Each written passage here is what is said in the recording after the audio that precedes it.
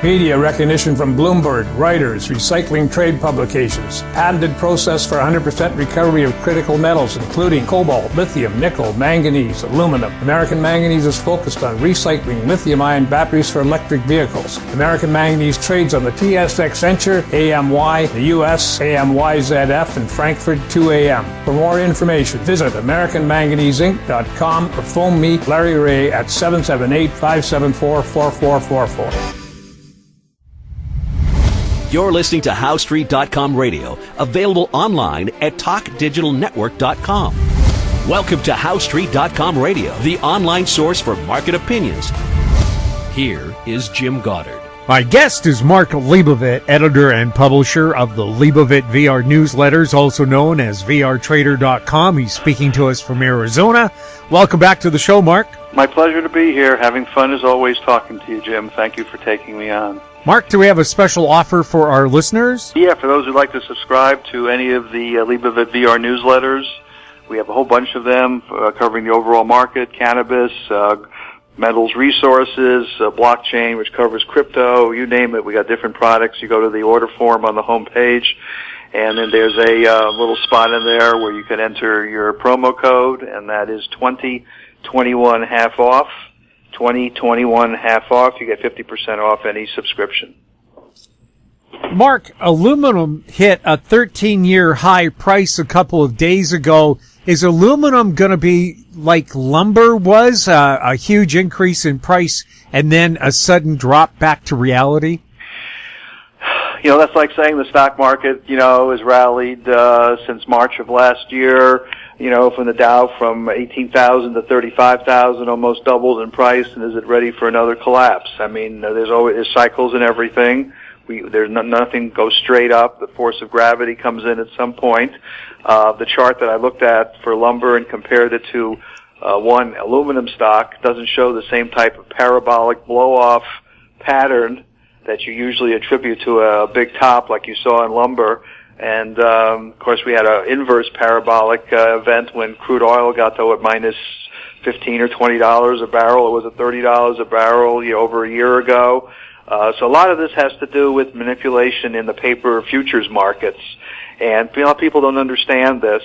And of course, the gold bug people or the silver people are more familiar with this.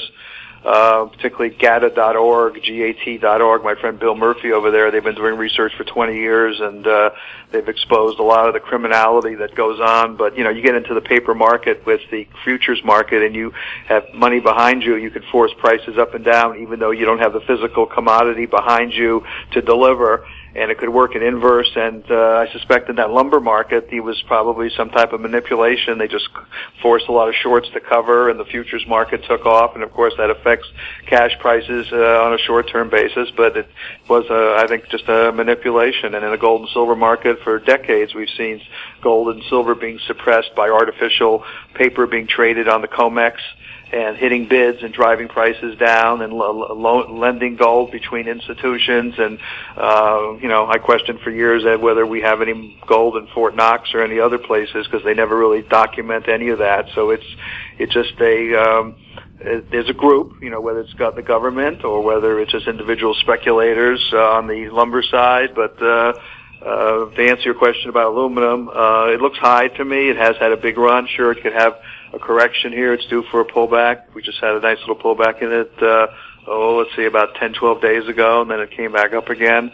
But it doesn't look like the same blow-off that we saw in the lumber market. Plus, we do have to consider that the dollar is probably going the way of the dodo, particularly if they pass these trillions of dollars of spending bills in the U.S., assuming the Democrats can remain in control. If they get able to kick them out following next year's election and get some more Republicans in there, then maybe we won't see the dollar collapse. But if we get those money printing going and Democrats stay in charge, there's going to be a flight to physical assets, more so than we've seen, including real estate.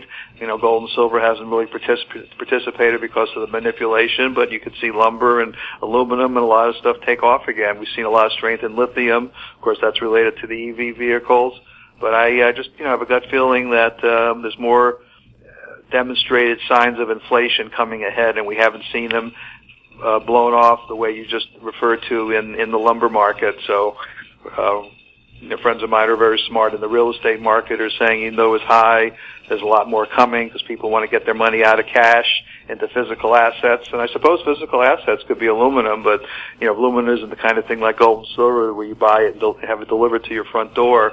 But they might buy the aluminum stocks of the companies that are in that business. So, interesting times ahead. What I'm saying is the game's not over. There's going to be a lot more action, and short term, we got some other things to talk about here with the timing in the market. The cryptocurrencies, El Salvador, the first nation to accept Bitcoin as official payment for debt and taxes. Is this a trend we're going to see from other countries? I think so.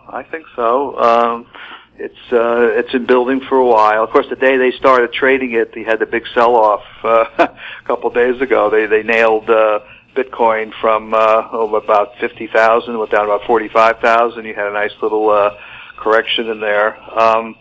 There's a lot of smart people I talk to. Some of the smart people say it's going to go to zero. Some smart people say it's going to go to $1 million.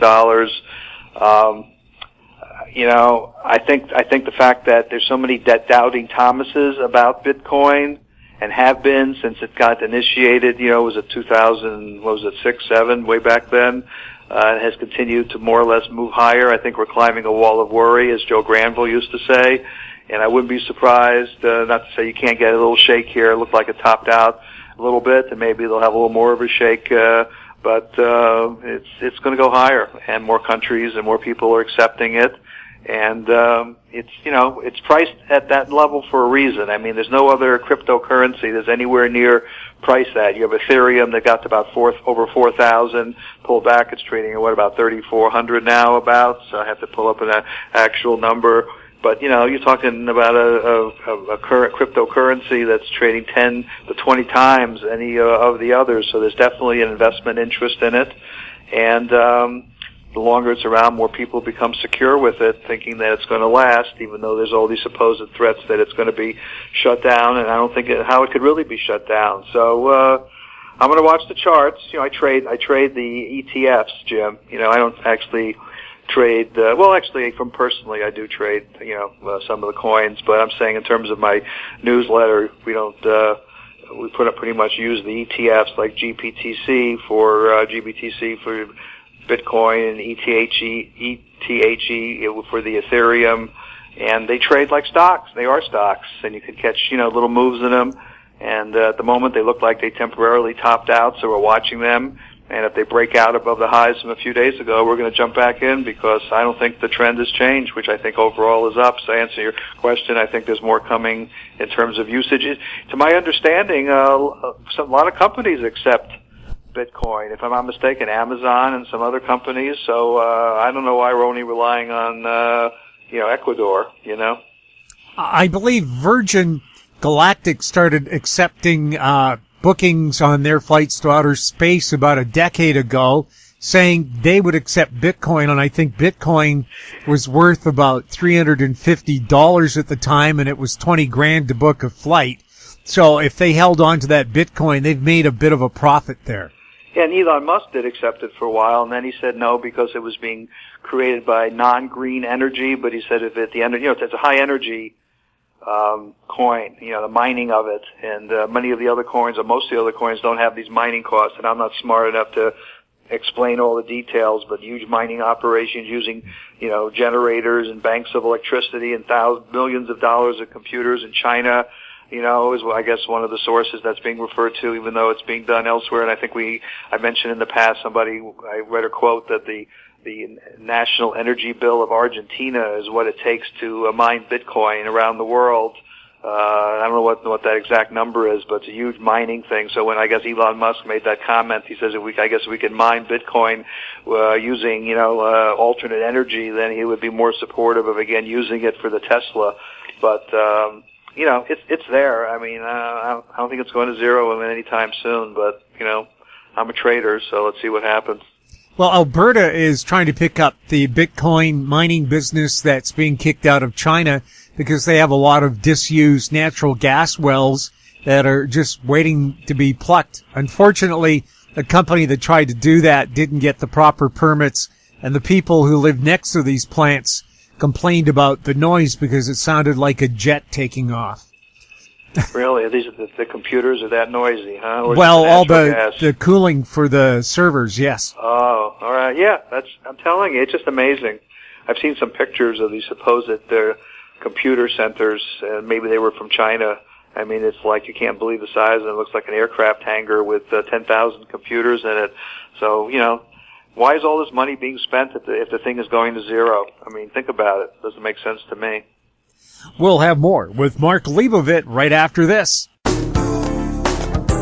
Don't miss out. Stay informed. Receive the HowStreet.com weekly recap with thought-provoking podcasts, radio, and articles delivered to your inbox. Sign up for the HowStreet.com weekly recap on our homepage at HowStreet.com. Welcome back. We're speaking with Mark Leibovit. Mark, I know you like to talk about geocosmic events. We're about to go into the fall equinox. The first day of fall is the 22nd of this month. Do you expect anything special will happen on the markets that day? Well, it's already started, and what I've generally observed over the years, nothing's 100%, but we got the winter solstice, December 21st, and the vernal equinox in March 20th, and the June summer solstice around the 22nd, and now this, and generally within a couple of weeks of those, quarterly events, planetary events, markets often change direction, sometimes dramatically. There's been a lot of March vernal equinox events. I guess the most classic one was March of 2020, where the market bottomed and reversed dramatically. So you don't always get them, but last fall I thought that might be a top tied to the autumnal equinox in late August, early September, and there was a short-term trading top there, so maybe just this little bit of a pullback now, and of course the seasonality this time of year, September, October, always seems to be coincident with the autumnal equinox, so I don't ignore this stuff. It's it's like one piece of the puzzle, but it's there, and how much of an impact it'll have, well, only time will tell, but it's definitely something we pay attention to, and the little sell-off we've had in the Dow the last couple of days in the market could be coincident with the autumnal equinox, which again is a cyclical event. People say cycles this time of year tend to be negative, and they talk about it and they warn about the October crash that we've often had. Is it really related to money flows? Is it really related to the planetary position that we experience every time this year? Maybe the energy and the forces that exerted on us as we reach this point. The angle of the Earth related to the sun affects human emotions, just like the water in our bodies could be affected by the moon, since our bodies are mostly made out of water, and the moon affects the tides. So, these things could be related to all geocosmic extraterrestrial events that, people, they don't want to talk about it. Oh, the balance sheets are this, or it's rebalancing on the part of the mutual funds, or it's tax time, and they use all kinds of, excuses for it. But the bottom line, it could be the planetary events that are out there, and there are things that are happening. We can get into a lot of other stuff, but I read some articles that the U.S. is secretly preparing for a cataclysmic solar superstorm, and they're not talking about it. And as you know, there was a Carrington event that occurred back in 1859, as you know, the solar cycle back then. And there was what they call a coronal mass ejection that hit the Earth's magnetosphere, and just reduced the largest, just actually created the largest geomagnetic storm on record. And another one could be headed our way. There's been a lot of solar sunspots noted in the last few days that are very unusual, that they haven't seen for a long time. I get all this stuff. You can look it up for yourself. You don't have to only rely on me. So there's, websites that, including NASA, that put out a lot of the stuff, but, it's not frontline news.